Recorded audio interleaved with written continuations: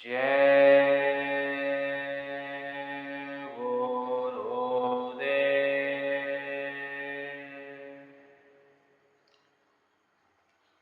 स्वामी जी महाराज बताया करते थे, परमार्थ सीख की कहानी यानी परमात्मा को प्राप्त करने का रास्ता, जो कि एक समय की बात है। एक राजा ने शिकार खेलने का मन बनाया। उसने अपने राज्य के अधिकारियों और कर्मचारियों को बुलाकर अपनी इच्छा बताई कि मैं जंगल में शिकार खेलने के लिए जाना चाहता हूँ। उन अधिकारियों कर्मचारियों ने राजा के शिकार खेलने की सारी तैयारी पूरी कर ली और राजा को खबर की। राजा अपनी टीम के साथ जंगल की ओर चला गया। घनघोर जंगल में राजा अपने साथियों के साथ शिकार की तलाश में घूम रहा था। जब उसे एक शिकार दिखाई दिया तो राजा उसके पीछे भागा। जंगल बहुत घना था। जंगल में कोई सड़क भी नहीं होती।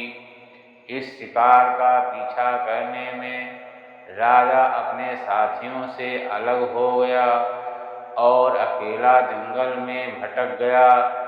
घोड़ा दौड़ाते दौड़ाते उसने एक जलाशय देखा। बड़ी तेज प्यास लगी थी।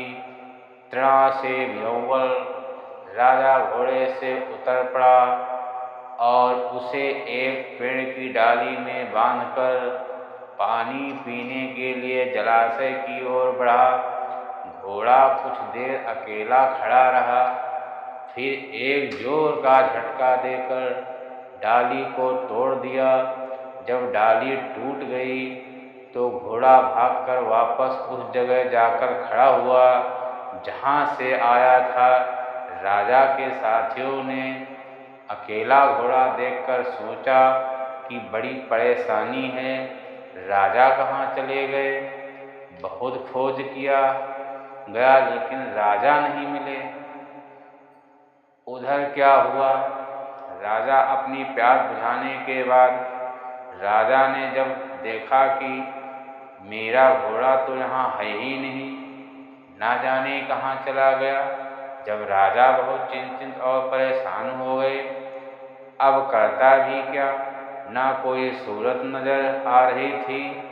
जंगल में भटक कर इधर उधर रास्ता खोज रहा था। गहबर जंगल में कोई डगर नहीं मिल रही थी। घोड़ा भी नहीं था। वह पैदल ही इधर उधर टहल कर भटक रहा था कि कहीं कोई जंगल से निकलने का मार्ग मिल जाए। राजा परेशान हाल जंगल से बाहर निकलने का मार्ग ढूंढ ही रहा था। तभी एक सच्चे महात्मा जी हाथ में कमंडल लेकर चले आ रहे थे। राजा ने महात्मा जी को देखकर जोर से चिल्लाकर आवाज लगाई कि हे महाराज जी, मुझे रास्ता बताइए, मैं जंगल में भटक गया हूँ। महात्मा ने कहा, हे राजन, मैं आपकी ही खोज में था। मुझे मालूम है कि तुम जंगल में रास्ता भूल गए हो। यह बहुत बड़ा जंगल है, इसमें तुम्हें रास्ता नहीं मिलेगा। अब मेरे सिवा और तुम्हें कोई रास्ता भी नहीं मिल सकता। तुम्हारा घोड़ा तुम्हारे पास नहीं है, तुम अकेले हो, और अगर तेरा घोड़ा तुझे मिल भी जाए तब भी तुम रास्ता नहीं पाओगे। तभी महाराज जी ने उनको उसी जंगल में महात्मा जी ने राजा को कुछ सत्संग के वचन सुनाए। उन्होंने कहा, राजा, जैसे तू अपने राजमहल से आया और इस जंगल में रास्ता भूल गया, इसी तरह तू अपना सच्चा घर छोड़कर, सच्चे मालिक का घर छोड़कर यहाँ आया और दुनिया के जंगल में भटक गया। अब तुझे अगर कोई तेरे सच्चे घर का रास्ता बताएगा, तब तू अपने घर पहुँचेगा। तो मुझे बता कि तू क्या अपने सच्चे घर चलना चाहता है? राजा ने हामी भरी। हाँ महाराज जी, मैं अपने घर चलना चाहता हूँ। महात्मा जी ने हर तरह की बात पूछकर उसे खूब ठोंक बजाकर उन्होंने पूछा कि तू राजा था, तेरे पास बड़े बड़े फौज फाटे थे, लेकिन अब यहाँ कोई तेरा साथी नहीं है। उसने कहा कि नहीं। फिर पूछा कि तुमने राज किया तो तुमको सुख मिला है? राजा ने कहा कि नहीं। महात्मा जी ने कहा कि देख, यहाँ अब केवल मैं हूँ और तू है। मैं तुझे रास्ता बताता हूँ तेरे सच्चे घर का। महात्मा जी ने राजा को नामदान दिया और ध्यान भजन में बिठाया। उन्होंने उस पर दया की और अंतर में अनुभव कराया। राजा ने देखा अंतर में तो प्रकाश ही प्रकाश है। बड़े बड़े सुंदर महल, नदियाँ, झरने, बाग बगीचे, मनमोहक स्त्री पुरुष आदि बहुत कुछ है।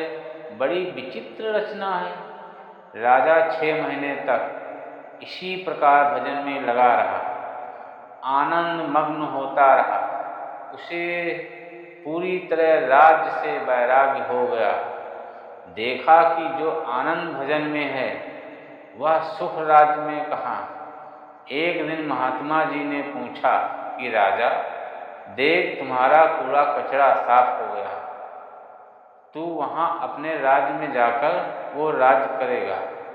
कहने का मतलब ये है कि जब राजा की महात्मा आए, अपने वचनों से जीवों को जगाते रहे।